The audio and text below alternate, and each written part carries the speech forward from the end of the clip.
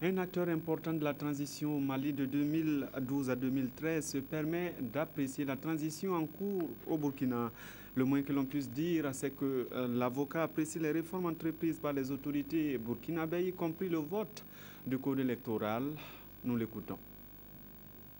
Aujourd'hui, le code électoral ne donne pas la possibilité à des acteurs comme ceux-là de se retrouver sur l'arène politique aujourd'hui et de repartir comme si de rien n'était.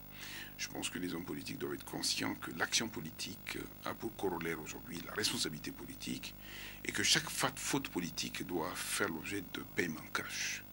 C'est une option qui a été faite au Burkina Faso, elle est salutaire.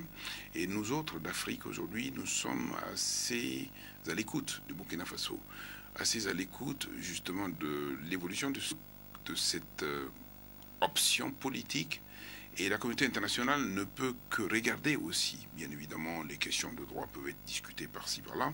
Ce qui est le plus important aujourd'hui, qu'il ne faut pas oublier, c'est quand même fondamentalement la souveraineté du peuple qui s'exprime par le biais d'options politiques. Et cela, nul ne peut le nier. Nul ne peut faire comme si cette révolution n'a pas été, comme si ce phénomène insurrectionnel aujourd'hui n'a pas fixé le cadre. Et le cadre, il est celui-ci. Il y a aussi que le Burkina Faso et les acteurs politiques burkinabés ont fait cette option fondamentale de révisiter de fond en comble le système politico-institutionnel et de corriger ce qui a lieu de corriger. De ce point de vue-là, je pense que le Burkina Faso est un exemple assez rare, un exemple aujourd'hui qui a tendance à aller jusqu'au bout. Ailleurs, nous avons vu des systèmes en Côte d'Ivoire, en Guinée-Bissau, en Guinée-Conakry. On n'a pas eu tout à fait la latitude de pousser jusqu'au bout.